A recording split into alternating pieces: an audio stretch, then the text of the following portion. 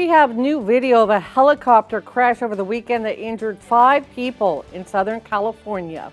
A tearful tribute as hundreds lined the procession route for the Shasta County flight nurse killed in last week's Reach medical copter crash on Highway 50. Plus, President Trump lays out his vision for lasting peace in the Middle East. I'm Natalie Brand with his trip to Egypt and Israel to celebrate the ceasefire agreement and release of the remaining hostages. Covering Northern California. You're watching Action News Now. Coverage you can count on. we are kicking off the work week with rain in your forecast. This is a live look from our Bloomer Tower camera overlooking Lake Oroville, where you can see threatening clouds in the skies there. Meteorologist Mark Thibodeau has a first check of your forecast. Good afternoon, Linda. Still watching this latest storm system move across the area. Still expecting more mountain snow between now and Wednesday morning, and some more valley rains potentially, especially across the North Valley. Looking at the potential for some rainfall. And again, some mountain snow is still going to be there too. So watch the drive into the Sierra. Could be very tricky in spots. Wet start to the week for sure. Snow is still going to be around across our higher elevations. Gradually ending though, I think, as we head towards Wednesday. And we'll have drier weather as we hit the middle of the week. So you're hour by hour here in Chico. We're looking at some rain by the evening, still around in spots. And then as we head through the daytime on Tuesday, much nicer weather, low to mid 50s. Redding, we'll see some rain likewise through the evening, very likely, and drier weather, improving conditions overnight tonight. All right, thank you, Mark. Caught on camera, new video showing the moment a helicopter crashed over the weekend in the Orange County city of Huntington Beach. 5 people were injured when the copter went down at a Cars and Copters event. The Bell 222 copter was headed for the event, spiraled out of control, as you see here, and then it crashed into a parking lot. The aircraft got tangled in some palm trees and ended up hooked onto a stairway at a beachfront hotel. Police say 2 people on board were able to get off as the wreckage smoldered but did not catch fire. 3 people on the ground also went to the hospital. Police arrested a driver after he crashed into several cars and a pedestrian in Redding, and it was all caught on camera as well. Take a look. Police say the driver, Evan Hall, crashed into the back of a pickup truck before speeding into the parking lot of a gas station and then hitting another vehicle head on. Officers say he eventually backed up, hit another car and a pedestrian. Now, this all happened at the intersection of South Market and Grange Streets yesterday afternoon. Police say that several people came away with minor injuries and that the bystanders were able to pull Hall from the car before he could damage any more vehicles. Now, investigators say his blood alcohol level was nearly 4 times the legal limit, and he was arrested.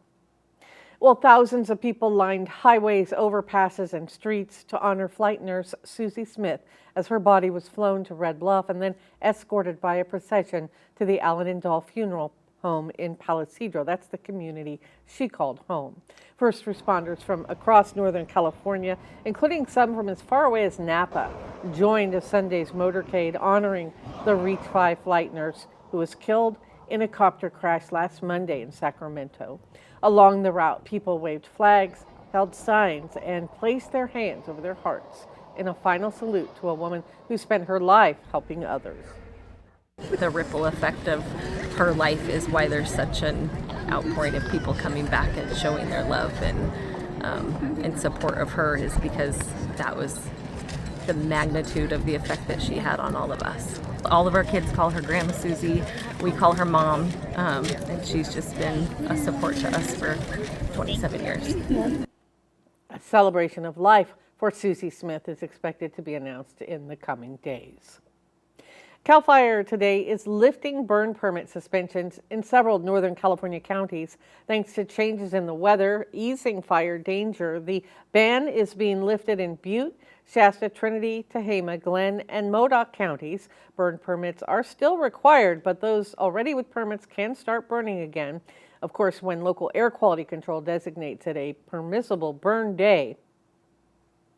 President Trump is in the Middle East to celebrate the peace agreement that has put a stop to fighting in Gaza and brought the Israeli hostages home. Natalie Brand has more details from the White House. Reunited after 2 years of captivity.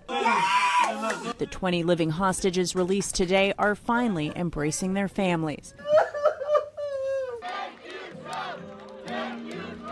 Cheers erupted in Hostage Square in Tel Aviv as crowds gathered to watch coverage of the hostages' return and President Trump's speech before Israel's parliament. This is not only the end of a war, this is the end of an age of terror and death and the beginning of the age of faith and hope and of God. President Trump, who helped broker phase 1 of the ceasefire deal, used the address to lay out his hopes for lasting peace in the Middle East and the future of Gaza. The total focus of Gazans must be on restoring the fundamentals of stability, safety, dignity, and economic development so they can finally have the better life that their children really do deserve after all these decades of horror. Following the address, President Trump flew to Egypt for a ceremonial signing of the ceasefire agreement and a summit to begin discussing phase 2. With the historic agreement we've just signed, those prayers of millions have finally been answered.